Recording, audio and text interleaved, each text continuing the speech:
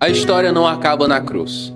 A ressurreição muda tudo. E Mateus 28, de 16 a 20, nos revela o ponto mais alto dessa reviravolta.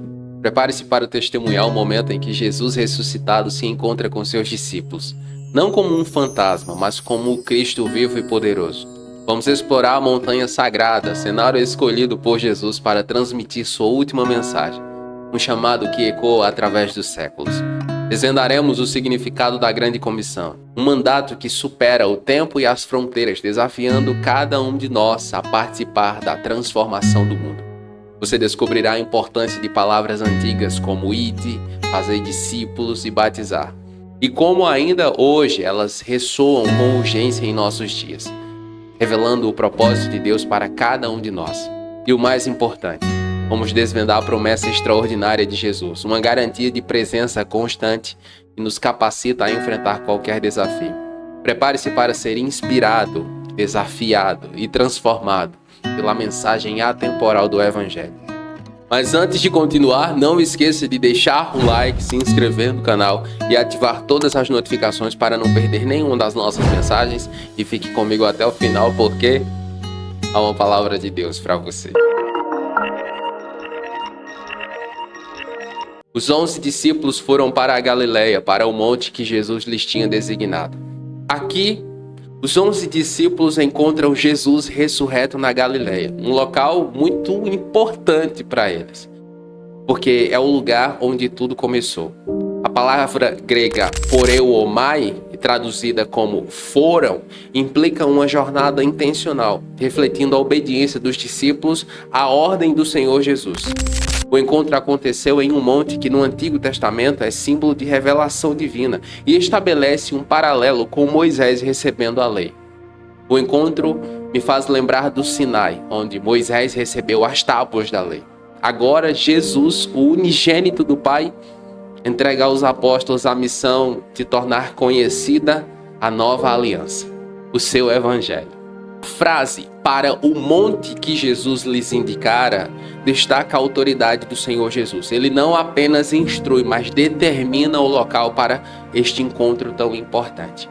E por que é importante prestar atenção a esses detalhes? Porque o lugar que a direção de Deus aponta é onde ele revela os seus propósitos. Por que é que a nossa geração, em muitos momentos, vive tão perdida, tão sem propósito ou tão sem direcionamento? Porque é também uma geração irreverente, que não se submete aos mandamentos, que não quer viver de acordo com a direção ou o bom plano de Deus para a sua vida. Insubmissão traz consigo confusão. Já o oposto também é verdade. A submissão traz consigo revelação. Quer um exemplo? Em Atos 16, de 9 a 10 está escrito: durante a noite, Paulo teve uma visão de um homem da Macedônia em pé e suplicando: venha à Macedônia e ajude-nos. Assim que teve a visão, preparamo-nos imediatamente para partir para a Macedônia, concluindo que Deus nos chamara para anunciar-lhes o Evangelho. Se você ler o contexto desse versículo, você vai ver que há um tempo Paulo já buscava clareza sobre qual era a direção de Deus. E enquanto ele buscava clareza, ele continuava pregando o Evangelho. Mas ele queria saber exatamente onde o Senhor queria que ele fosse. E em um sonho o Senhor revelou.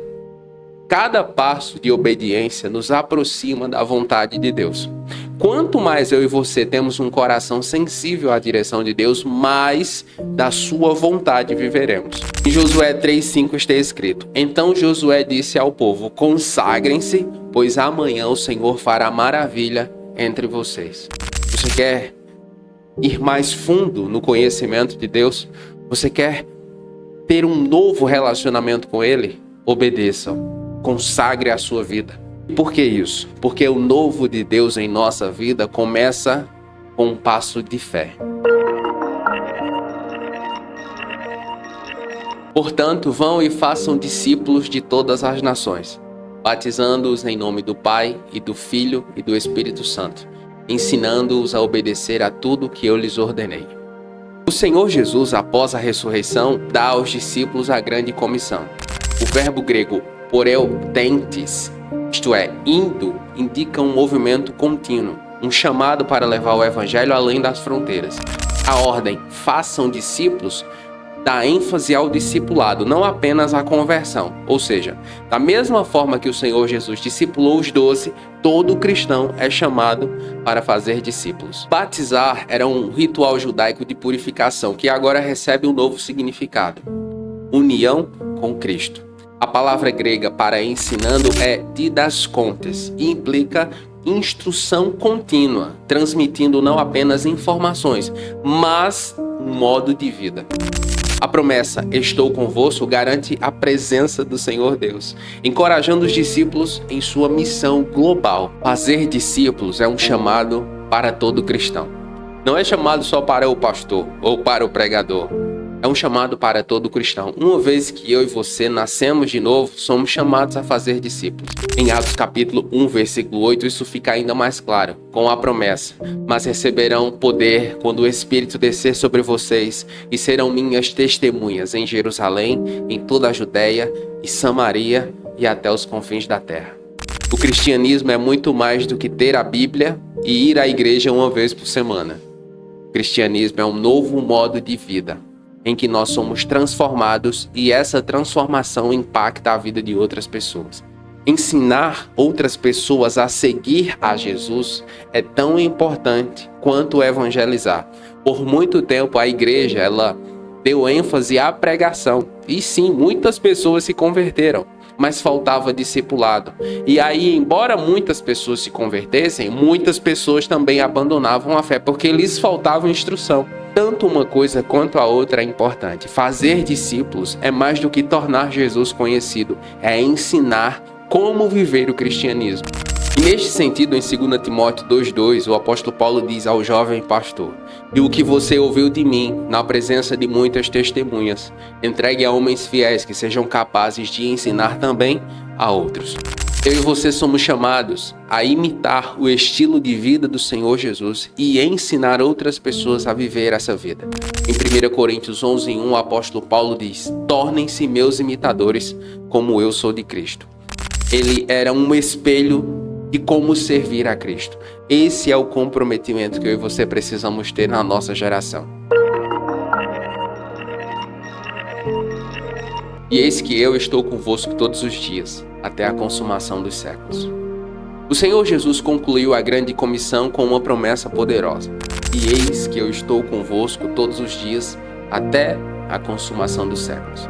A palavra grega sunteleia, isto é, consumação, não se refere apenas ao fim cronológico, mas à plenitude, ao cumprimento do plano de Deus para toda a humanidade.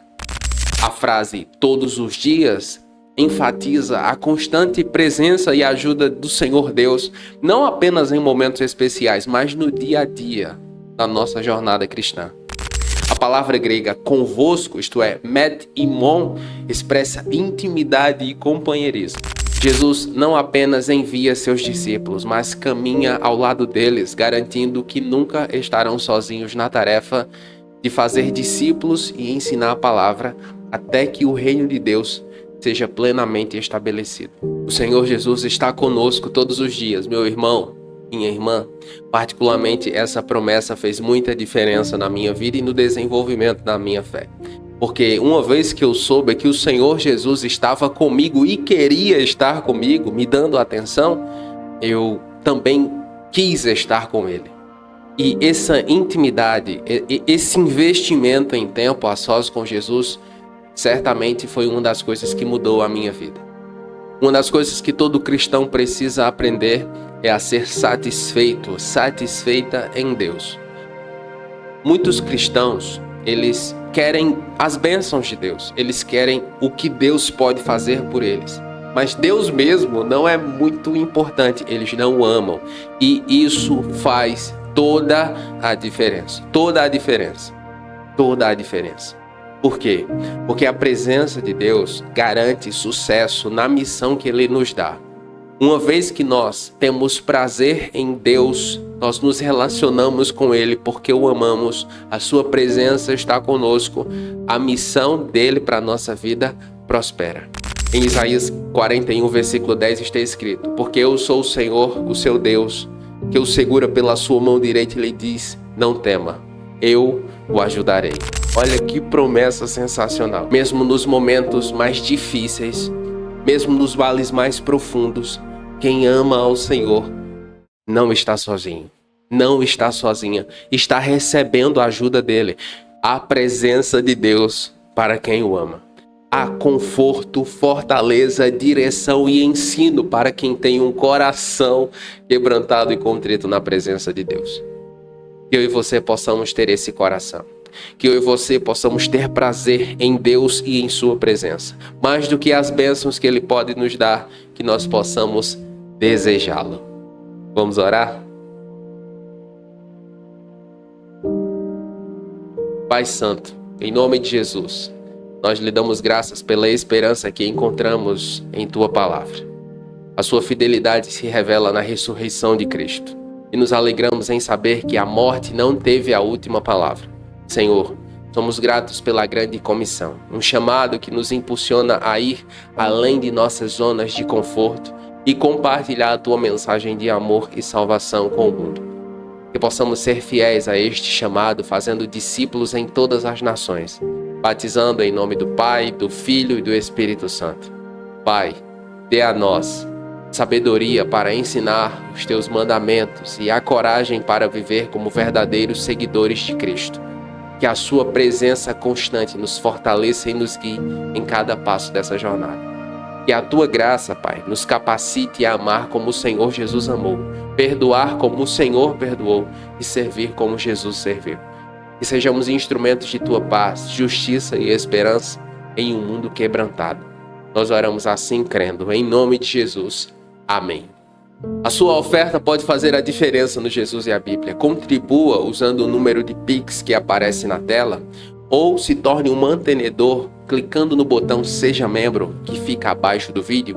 Parte das suas ofertas será enviadas para a missão Portas Abertas, que apoia cristãos perseguidos ao redor do mundo, e também para o Instituto Águas Vivas, que faz um trabalho social e evangelístico muito importante no sertão nordestino. Seu apoio é fundamental para que eu e Carol continuemos a compartilhar a mensagem do Senhor Jesus. Eu oro para que a sua generosidade seja recompensada 100 vezes mais e que o Senhor derrame bênçãos sem medida sobre a sua vida. E se você ficou comigo até aqui, escreva aí nos comentários: eis-me aqui, Jesus. E eu vou saber que você ficou comigo até o final. Eu oro para que Deus abençoe a sua vida e até a próxima.